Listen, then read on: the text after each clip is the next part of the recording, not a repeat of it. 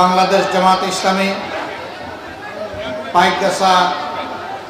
উপজেলা কর্তৃক আয়োজিত গোতাপুর স্কুল মাঠের আজকের এই জনসভার সম্মানিত সভাপতি, সম্মানিত বিশেষ অতিথি, দক্ষিণবঙ্গের প্রাণপুরুষ সাবেক সংসদ সদস্য, বাংলাদেশ জামাতে ইসলামের সম্মানিত সেক্রেটারি জেনারেল, অন্যতম বিশেষ অতিথি বাংলাদেশ জামাতে ইসলামী নির্বাহী পরিষদের অন্যতম সদস্য জনাব মোবারক হুসাইন, আরেকজন অতি সম্মানিত মানুষ, পাইকগাছা কয়লাবাসীর প্রাণপ্রিয় নেতা, একাধিকবার নির্বাচিত সংসদ সদস্য, বিশিষ্ট শিক্ষাবিদ জনাব অধ্যক্ষ শাহরুহুল কুদ্দুস, মঞ্চে বসা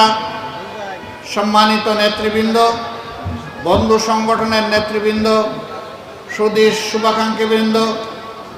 আজকের জনসভায় উপস্থিত পাইকগাছাবাসী, সাংবাদিক বন্ধুগণ, দূর থেকে কান পেতে শোনা মা এবং বোনেরা, আমি আল্লাহ তাবারক ওয়া তাআলার শুকরিয়া আদায় করছি। আল্লাহ তাআলা মুক্ত পরিবেশে আজকে আপনাদের সামনে দাঁড়াবার, দুটি কথা বলার, আপনাদের মুখগুলা দেখার এবং এই অঞ্চলে আমার অতি প্রাণপ্রিয় নেতা, বাংলাদেশ জামাতে ইসলামীর সাবেক কেন্দ্রীয় নায়েবে আমির, পাকিস্তান আমলে যিনি এমএনএ ছিলেন, সেই বিশিষ্ট রাজনীতিবিদ জনাব শামসুর রহমান রাহিমাহুল্লাহর কবরটা জিয়ারত করার সৌভাগ্য আল্লাহ তাআলার কাছে প্রত্যাশা করছি। আমি আল্লাহ তাআলার শুকরিয়া আদায় করার পাশাপাশি যাদের ত্যাগ এবং কোরবানির বিনিময়ে আল্লাহ তাআলা বাংলাদেশকে ফ্যাসিবাদের হাত থেকে মুক্ত করেছেন, জাতির সেই বীর সন্তানদেরকে অন্তরের অন্তঃস্থল থেকে আমি গভীর কৃতজ্ঞতা জ্ঞাপন করছি। এই আন্দোলনে যারা দুনিয়া থেকে বিদায় নিয়েছেন, মহান মওলার দরবারে তাদের শাহাদত কামনা করছি। যারা আহত পঙ্গু হয়েছেন, আল্লাহ তাআলার দরবারে দোয়া করি আল্লাহ তাদেরকে সুস্থতার নিয়ামত দান করুন।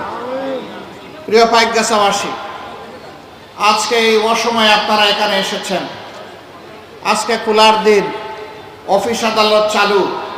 তা সত্ত্বেও আপনারা আপনাদের মূল্যবান সময় কোরবানি করে, ত্যাগ স্বীকার করে এখানে আমাদের কথা শোনার জন্য,